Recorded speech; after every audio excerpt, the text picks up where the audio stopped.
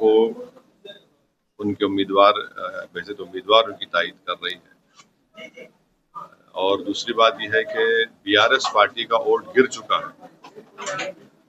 2023 کے اسمبلی انتخابات میں 37% بی آر ایس کا ووٹ تھا، پھر 2024 کے پارلیمنٹ الیکشن جب آئے مانے 4-5 مہینے کے بعد وہ گر کے 17% پہ آ گیا۔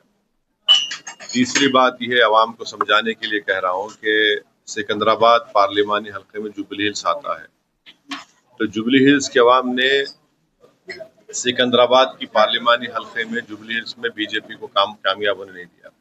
1,08,000 قریب دانم ناگیندر ووٹ ملے، جو کشن ریڈی کامیاب ہے ان کو کچھ 70,000 قریب، اور 16-17 ہزار تو خالی B R S candidate Padma Rao صاحب کو ملے۔ تو یہ ایک مثال ہے، اور اس سے ہٹ کر سکندرآباد اسمبلی حلقہ، پھر آپ دیکھ لیجئے امبر پیٹ، مشیر آباد، ان تمام مقامات پر یہاں پر تو بی جے پی جیت گئی اور ٹی آر ایس تیسرے نمبر پہ تھی۔ نامپلی میں ایک ہی حلقہ تھا اور جوبلی سے جہاں پر بی جے پی کو اکثریت نہیں ملی۔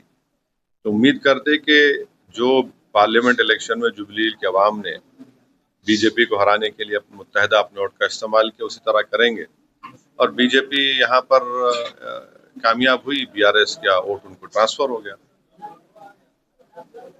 یہاں پہ کانگریس، بی جے پی اور بی آر ایس کا ووٹ گر چکا ہے، اور بی جے پی پارلیمنٹ کے الیکشن آپ دیکھیں گے تو بی جے پی ہے، تو اس لیے متحدہ ووٹ کا استعمال کریے، اور بی جے پی کو ہرانے کے لیے، بی جے پی کے بڑھتے ہوئے تلنگانہ میں قدموں کو اور ان کے عزائم میں ان کو ناکام کرنے کے لیے نوین یادو کو آپ اپنا ووٹ دیجیے۔ یہ ایک بائی الیکشن ہے، اس سے نہ حکومت بنے گی نہ حکومت گرے گی۔ 2028 جب آئے گا، جب ایک الگ فیصلہ لیا جائے گا، اور ابھی تو ایک بائی الیکشن ہے، اور جوبلی ہلز کا ڈیولپمنٹ بہت ضروری ہے۔ یہاں پر بہت سلمز ہیں، نام جوبلی ہلز سے تاثر ملتا ہے کہ ارے بھائی بڑا ترقی یافتہ علاقے سے نہیں ہے، بہت سے سلمز ہیں، اور اس وارڈ میں مجلس کا امیدوار کامیاب ہوئے جناب محروم شریف صاحب، شیخ پیٹ سے فراز صاحب کامیاب ہوئے۔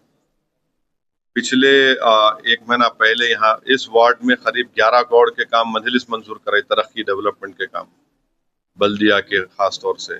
پھر شیخ پیٹ میں 9 کروڑ کے کاموں کا افتتاح کام چل رہے ہیں۔ بی آر ایس پارٹی کے پاس وہ کیا کیے 10 سال میں دکھانے کو کچھ نہیں ہے۔